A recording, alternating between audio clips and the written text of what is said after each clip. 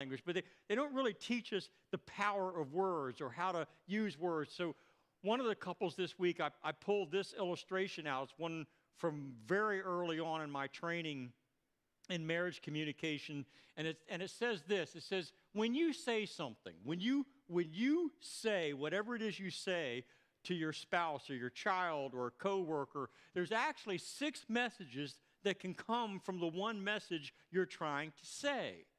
And the first is, it's do you mean what you say? I mean, when you say something, there's what you mean to say. Is it what you said? I mean, only you can determine, but then you can go on. There's actually what you say. It might be 2 different things. What you mean to say, come on, husbands, fathers, wives, have you ever said something to someone you love and you meant one thing, but boy, it sure got taken another way? There's what the other person hears. You know what? You may have thought about it. You may have used your words wisely, and it can still go awry, right? Because they hear what they want to hear. Then the next thing is what the person thinks they hear. It's not actually what they heard, it's what they think they heard. But then you go even deeper. What the other person said about what you said, or what the other person thinks they said about what you said. Communication can be difficult. Can I get an amen? At least that. And Jesus wants us to understand that words are powerful. Words have importance in our life. We need to think about what we say. We need to think about what the other person is hearing when it comes to what we say. Mixed messages. And so as I was talking with one of these couples this week, we got to talking about this idea of talking past one another or not hearing what the other person said. And I just asked them this. I said, do you have any idea where this problem began? Why is it that it's so hard to have a relationship with someone or to communicate with someone? And as I so often share with you guys, I have a tendency to go all the way back to the beginning. If you've been around here for any length of time, you'll hear me say that. Go back to the garden. What was it like before sin? Or what happened when sin came into the world? Because this couple one of the couples I was meeting with this week, we were talking about this whole idea of communication and not hearing or not understanding. And I'm like, you do realize that it's the fallout from the curse. It's the consequences that came into the world.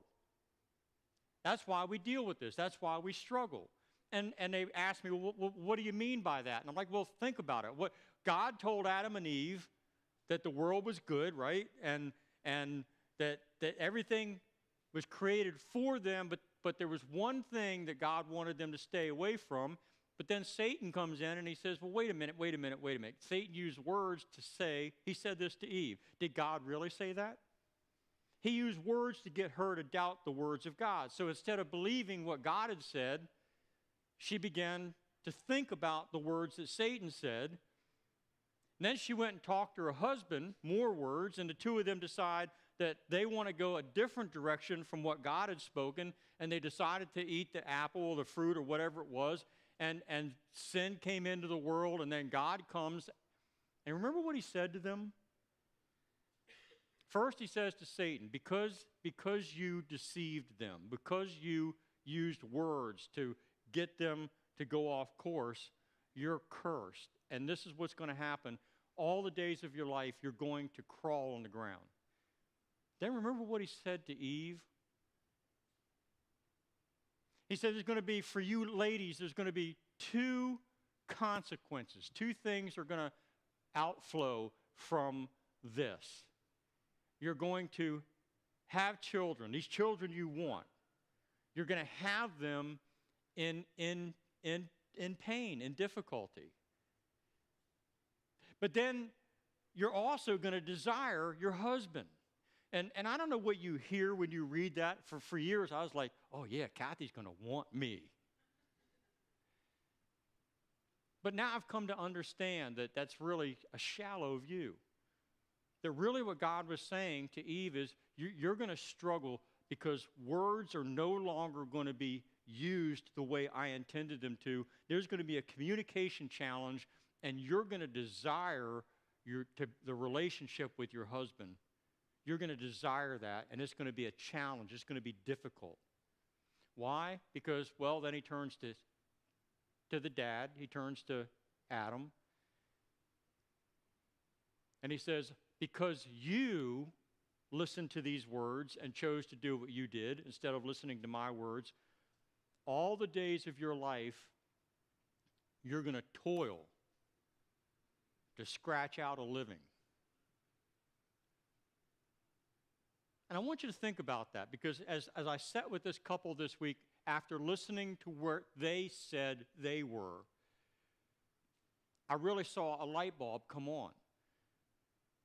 Because she had spent years desiring the relationship with her husband.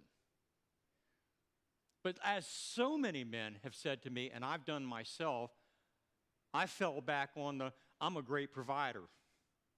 I'm busy working and scratching out a living. I'm doing what I can do to provide for my family.